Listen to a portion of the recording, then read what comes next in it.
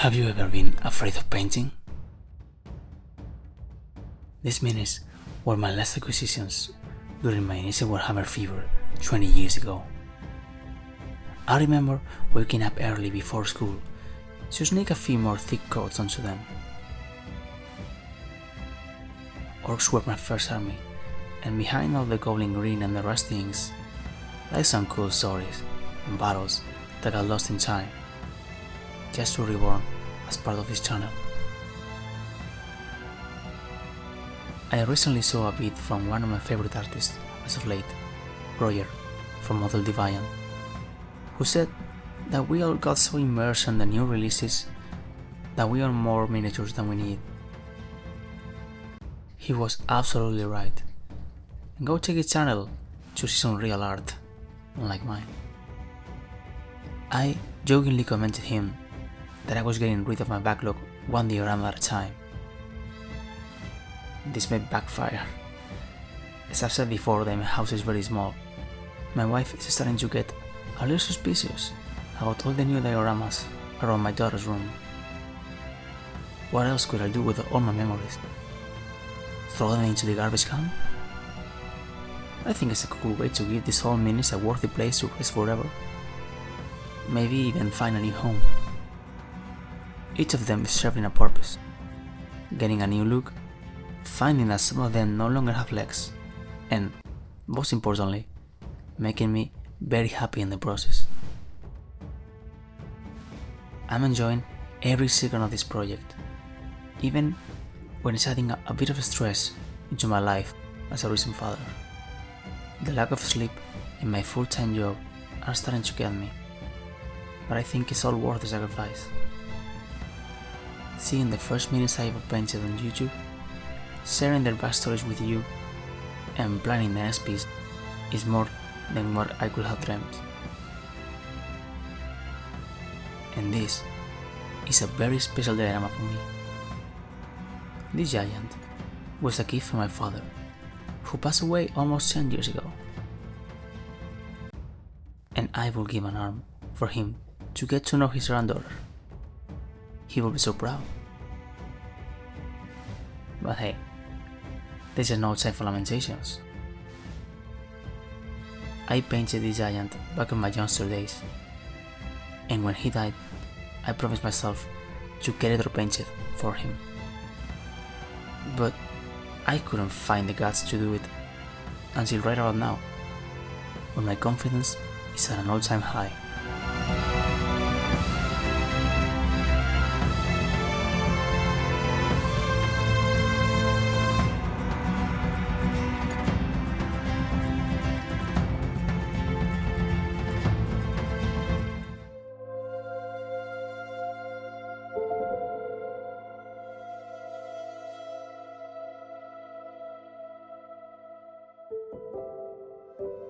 And the story?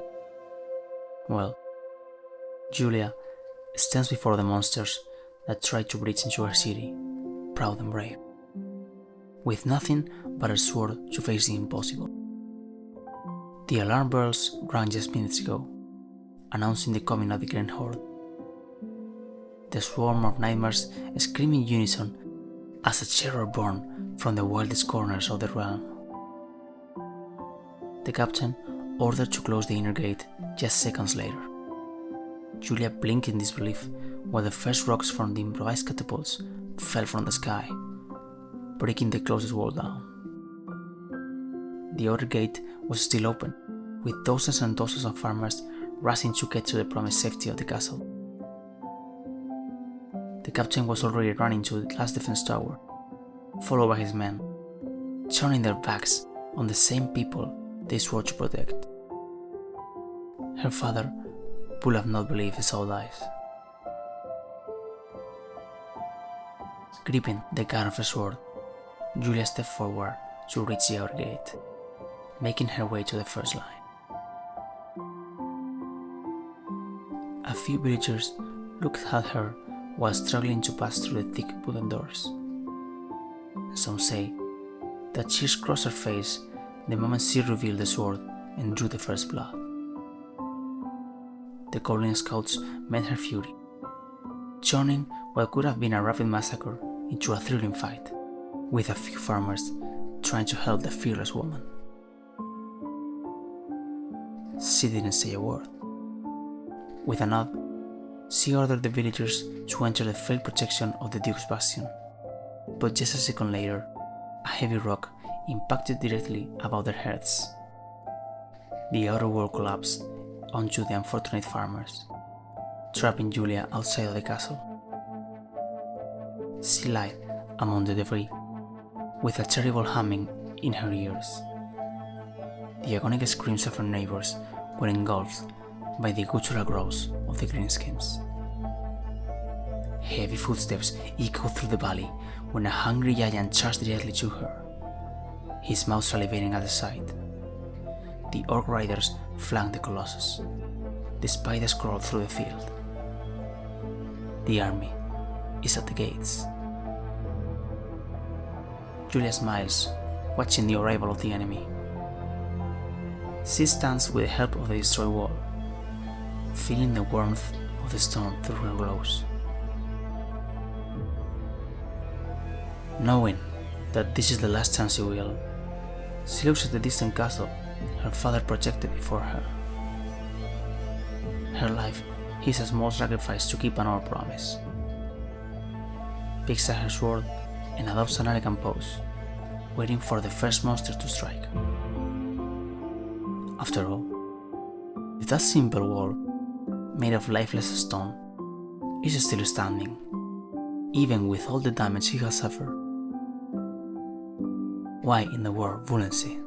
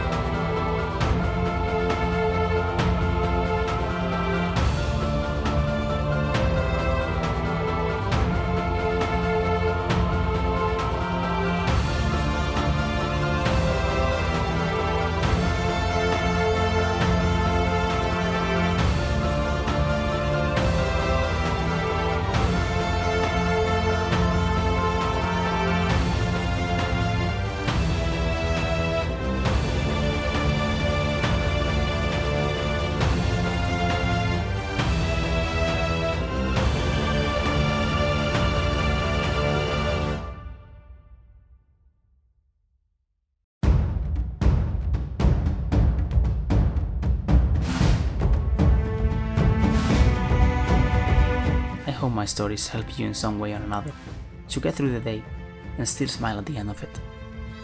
Don't be afraid to paint those special minutes. Have fun, don't forget to like and subscribe, and please, don't you ever dare to tap out.